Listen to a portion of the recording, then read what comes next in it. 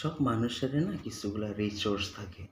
তো চতুর মানুষগুলা রিসোর্স কিছু আলাগ ধরনের প্ল্যান করে, আলাগ ধরনের ম্যানেজ করে। ওদের রিসোর্স প্ল্যানিং কিছু আলাদা থাকে, সবসময় বদলে থাকে, সবসময় নিজের ইচ্ছে মতো হয়ে থাকে।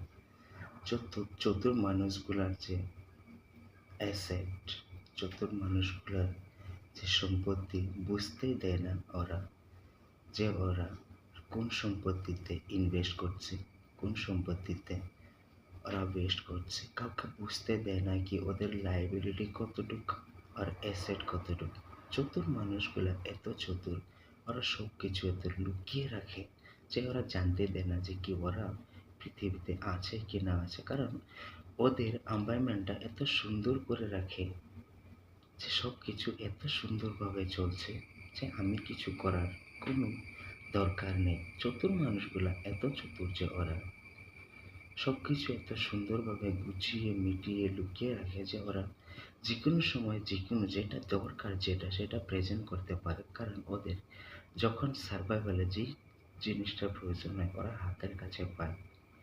চতুর মানুষগুলা এত চতুর যে ওরা টাফ সময়গুলো কীভাবে পার করবে ওরা ম্যানেজ করে চলে। চতুর মানুষগুলা এত চতুর যে ওরা জানে যে ক্রাইসিসটাকে কীভাবে ম্যানেজ করতে হবে।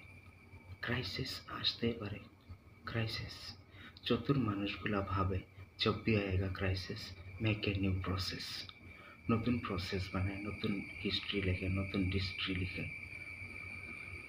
নতুন করে প্ল্যানিং করে, নতুন করে ম্যানেজ করে, নতুন করে ক্যালকুলেশন করে, সব কিছু আবার নতুন করে করে যতক্ষণ পর্যন্ত ওইটা ওদের কাছে না লাগে যে এটা ওয়েস্ট হচ্ছে না ইনভেস্ট হচ্ছে।